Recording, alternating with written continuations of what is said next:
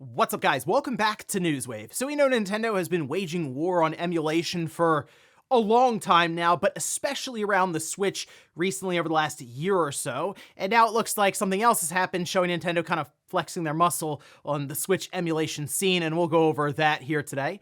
Also, we are going to be talking about that Nintendo Direct that happened yesterday that was all around Nintendo, or Super Nintendo World, and the Donkey Kong Country expansion, and Ubisoft back in the news again, but not great for them as it seems to be around a lawsuit that is currently forming around some of their stuff when it comes to creating a game and then taking it away, like with The Crew. So if you guys enjoy these videos, make sure you hit that like button, helps out a ton. And if new here to the Spawn Wave channel, make sure you subscribe down below. And of course, members of the channel do get Newswave early. If you would like to learn more about that, click the join button down below this video. And we're gonna start today with Nintendo Music and another update for it, which it seems like every week, at least so far, Nintendo has been adding tracks. And well, this one's certainly gonna hit the nostalgia bone because you can see it's actually Wii Sports, and there's a ton of stuff here. Nintendo Life actually has all of it listed. It looks like it's 30 tracks from the game that we all remember back in the day on the Wii. It was the first thing I feel like we all played, basically, and like that title theme, that main menu theme, I mean, those are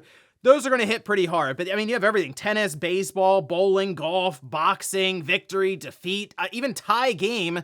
I'm trying to think of what that track was. I definitely don't remember that, but still, there's a lot of content here, and I mean, this is just something fun to have. Again, Wii Sports, it's the nostalgia stuff, yes, but just having it added at least seemingly every week so far. Now, it does make me wonder if this is going to be a consistent thing just in perpetuity, or you feel like they'll eventually slow down when they get a certain amount of content or just tracks in this app, because they just we'll probably run out of stuff to someday put in there. But at least for now, every week, seemingly, something's being added. This time, Wii Sports, and it's available right now, so check it out. Also, Valve did announce a new Steamdeck that, well, you can see it here. They say this is the limited edition white model. It's available worldwide on November 18th, 3 p.m. Pacific time is when it'll go live. The model costs $679 US, and it's available in all Steamdeck shipping regions. That includes Japan, South Korea, Taiwan, and Hong Kong. And well, they say it's the same specs as the Steamdeck OLED 1TB model, but as you can see, it's in white and gray. Also comes with an exclusive white carrying case and white microfiber cleaning cloth, and people were confused as to why, I guess. I mean, really, it's just another model for the holiday season. I saw some people on Twitter just like, I don't need this, right? Oh, I mean, if you already have the Steamdeck OLED, no, it's the same specifications, but I guess just the white themed Steamdeck OLED is enough to pull some people in. But really, again, it's just kind of setting up for the holiday season where they technically have a new SKU, a new model for people to then buy and gift to someone else. Or hey, maybe you've been waiting for a white Steamdeck OLED model. I guess check that out next week when it goes live in the afternoon. Oh, and it looks like we have another edition for Game Pass. This one was a bit expected because we've seen some listings accidentally pop up for it. We've had a lot of hints from Activision Blizzard around this, and you can see over on Xbox Wire, that's right, Spyro Reignited Trilogy is going to Game Pass. It's actually available today, November 12th. Now, if you're unfamiliar, this was basically a remake of 3 different Spyro games from back in the day: Spyro the Dragon, Spyro 2 Ripto's Rage, and Spyro Year of the Dragon, and it's actually a really well done collection that, yeah, I fully recommend. And it's actually kind of strange to me that it's taken this long for them to get it into Game Pass, but still, it's available again today, and I fully recommend checking this one out. It's a lot of fun to have these games remade for Spyro, and it does really make me hope, especially with it going into Game Pass, that there are plans for a new Spyro game, because technically we had the Crash trilogy happen, the remake trilogy there, and then they came out with a new one there. So maybe we would see a new Spyro game show up, and this is just a way for technically Microsoft and Activision Blizzard to get the Spyro franchise in front of more people. We'll see. And guys, with some of the quick news out of the way, let's get into the bigger stuff. Let's start right away with Nintendo first, though, of them kind of flexing their muscles a bit when it comes to Switch emulation, as Nintendo's pretty much been on like the warpath, trying to do everything possible to get rid of these emulators. And it seems like the whole situation around Tears of the Kingdom really kicked this thing into hyperdrive. Nintendo clearly was not happy about that game leaking out, and how there was a ton of video and screenshots of people emulating it well ahead of its retail release. Well, now we can see This is posted up over on Reddit and then was also picked up by Nintendo Life, where it appears Ryujinx, which this was a whole thing like a month or so ago where that just randomly disappeared. Their website was basically like shut down just about, and they pulled any links for the emulator itself. And it seemed, based on what people were saying on the Discord, that something happened behind the scenes between the person who created Ryujinx and the website and Nintendo. A lot of speculation around, did they sell Ryujinx to Nintendo? Or did Nintendo show up with a cease and desist and said, hey, look, you can take it down now, or we'll see you in court later?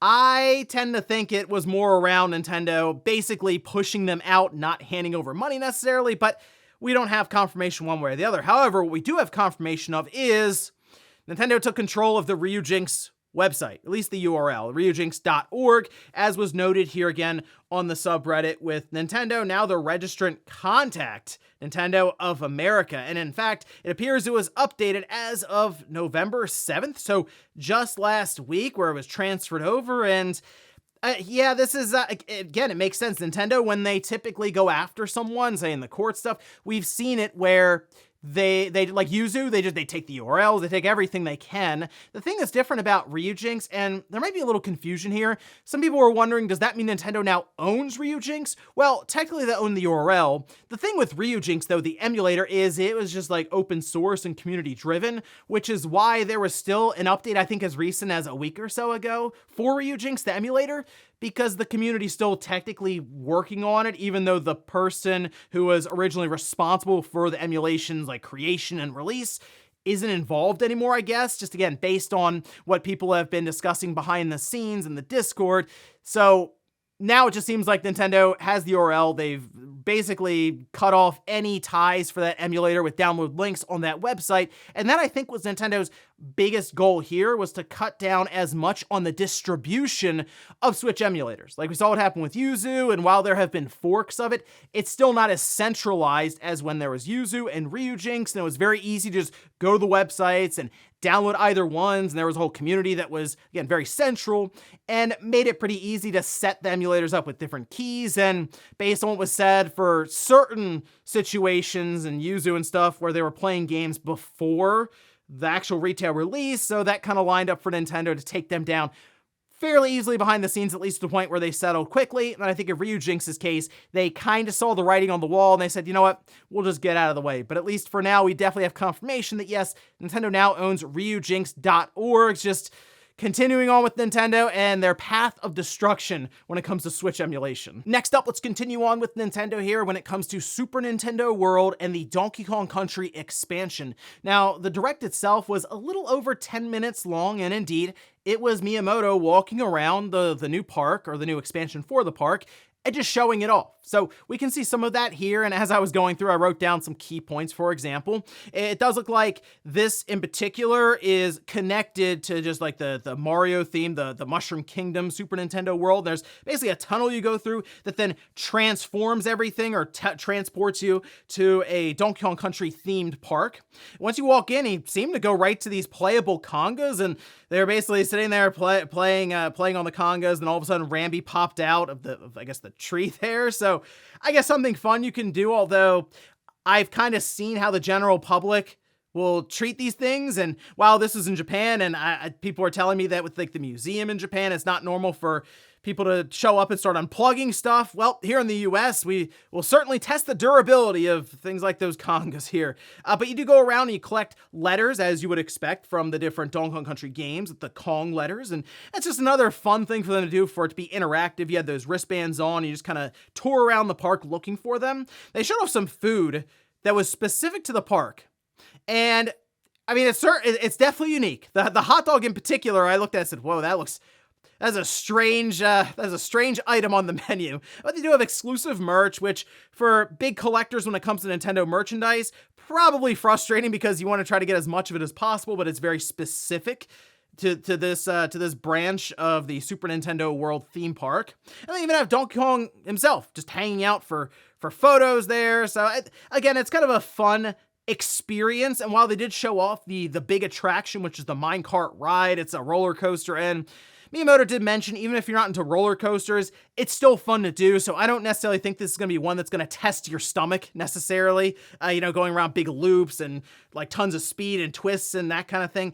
It's all sort of set up as this big Nintendo experience, and that's one part about this that's very appealing to me. It's not all necessarily about waiting in line forever to get on the one big roller coaster. It seems like there's a lot of stuff you can just kind of walk around and do for fun. It is opening in Japan 1 month from now, so December 11th, and it will be part of the Orlando, Florida park next year when that opens, which is basically where I would go if I was going to be heading out there to Super Nintendo World, and I do kind of have that on the bucket list, at least to check it out there down in Florida at some point. I wasn't expecting to go to Japan necessarily anytime soon, but at least Florida is a bit closer, a bit more reasonable to get out to. But I will say I like the Donkey Kong Country themed park. To me, though, look, I know they did Mario, now they've done Donkey Kong, and that makes sense. They're like the two OGs there for Miyamoto, sure.